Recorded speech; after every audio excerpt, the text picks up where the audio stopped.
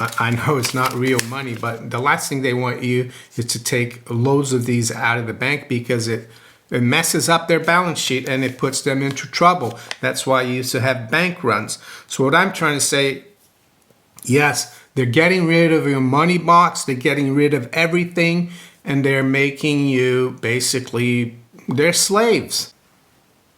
Tuesday, May 21st, 2024, Monaco 64, home of alternative economics and contrarian views.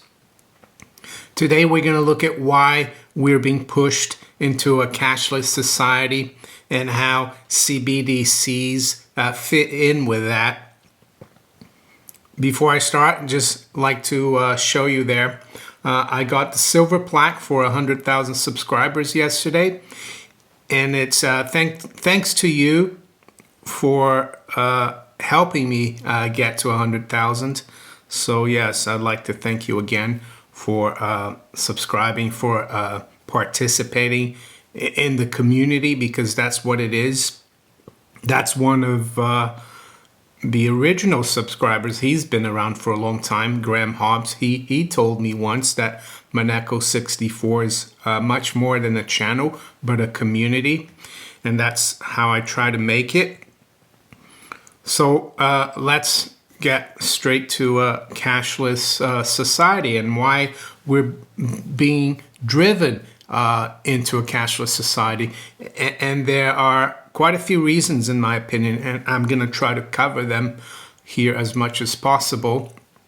And one of the reasons I'm talking about this is because I saw this story recently, and it's about a bank in Australia, Macquarie Bank. And Macquarie Bank is quite a big bank, actually. They have offices in the city of London. They're in the same building that I was in the last time I worked in the city of London, in Moorgate. But anyway, this is from the 19th of May, and it says, Macquarie Bank goes cashless from today. Here's how it will affect customers. People who still prefer to do their banking in person will have to learn how to do everything online. It says Macquarie Bank's transition to being a digital-only financial institution ramps up a notch today, as customers won't be able to complete over-the-counter services from its offices anymore. The fast-growing bank kicked off its transition earlier this year and will complete in November. From today, customers can't withdraw and deposit cash. We're going to come to the definition or the etymology of the word cash. That's important as well, because they've corrupted that word from the bank's 3 branches, and will have to switch to digitally only payments, which Macquarie said is the preferred method of 99% of its users. Not sure where they got that number from, or that poll. The move prompted outrage from some Aussies, with one telling Yahoo Finance banks shouldn't be forcing customers into electronic, let alone electronic-only banking or transaction services. So yes, this story has been quite popular within social media, I would say. And a lot of people, not just in Australia, but in other countries, are concerned that this is the way we're going. And I think it is, unfortunately. Here in the UK, they're closing branches, bank branches daily. There's a move to go like Macquarie Bank, I would say. So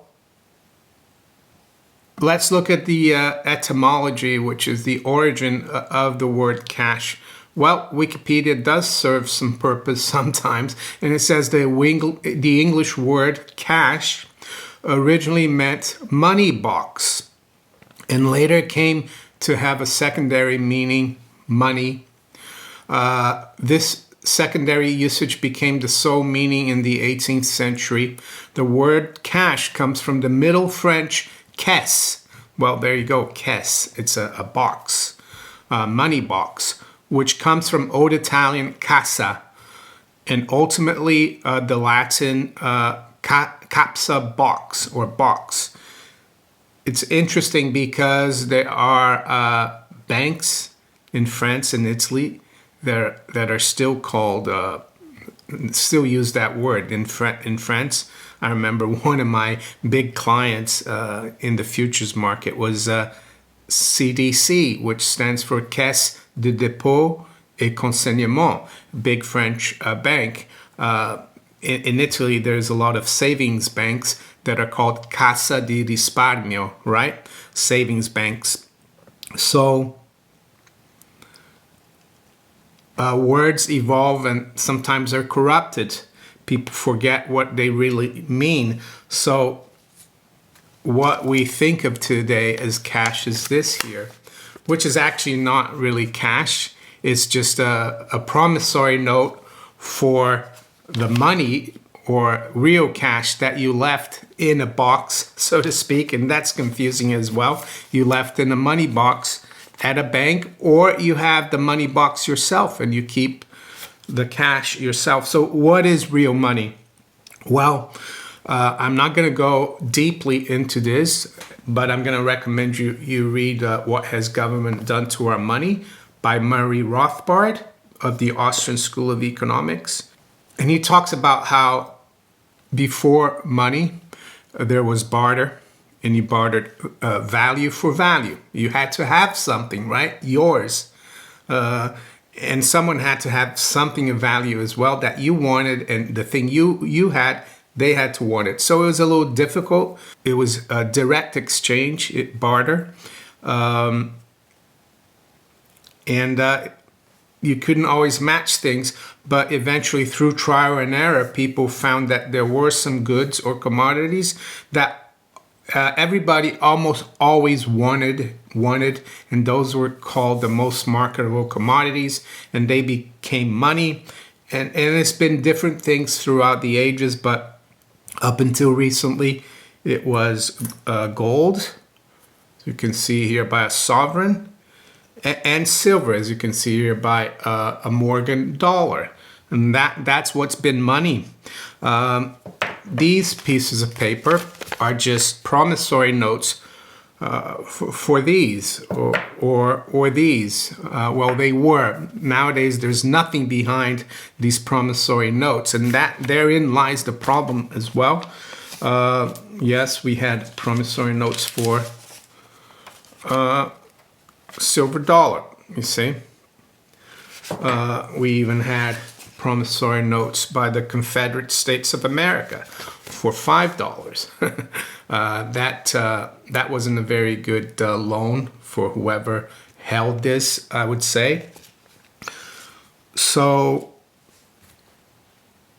you've heard the term or the saying that by 2030 you will own nothing and be happy, by the World Economic Forum or Klaus Schwab. I'm not sure he was the guy who said that, but you know, it comes from his organization. And I think this move to cashless is just part of this process of making you own nothing and be dependent of the bankers.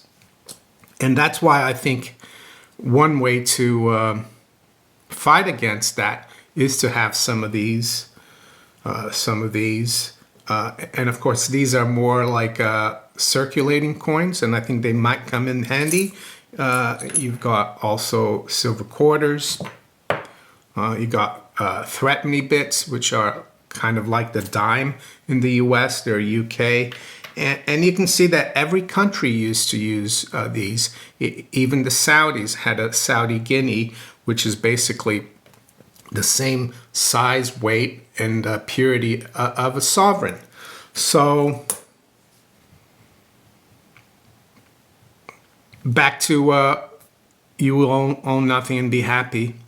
I think over the last 120, 130 years, it's been the bankers' plan to eventually, gradually take us to a cashless world. and basically go digitally. I'm not sure back then they knew this was going to happen. Maybe they did. They know about hidden technology, some people say. And what that does is, well, aside from controlling you, because they can see everything you do, Macquarie Bank will be able to see everything their clients do from now on. You can't like just use a piece of silver or a piece of gold.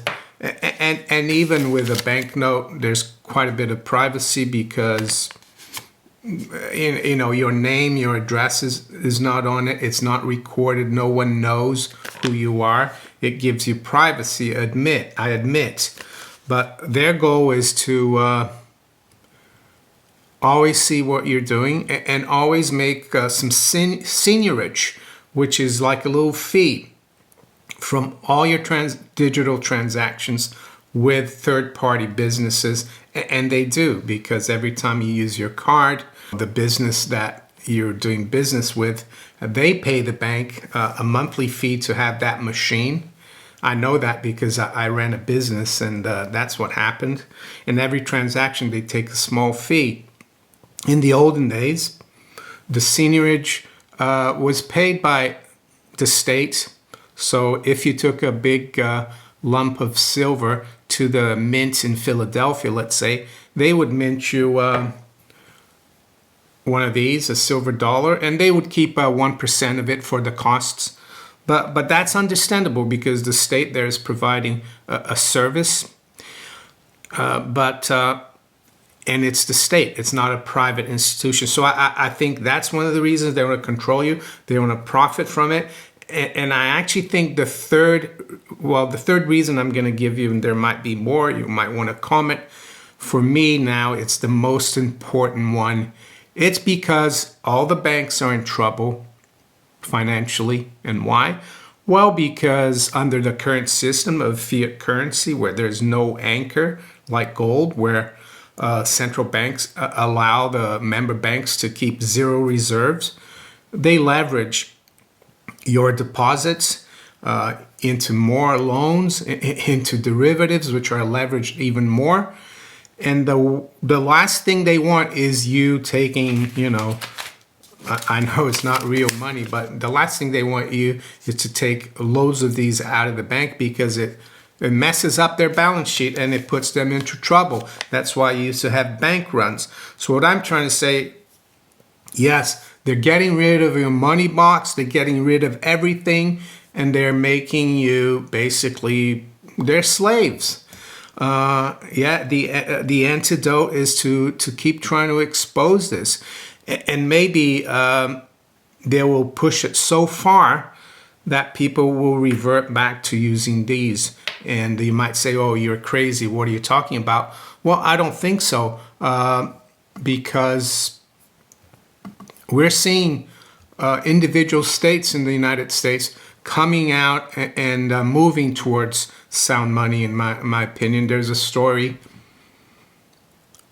from Zero Hedge, and this came out yesterday.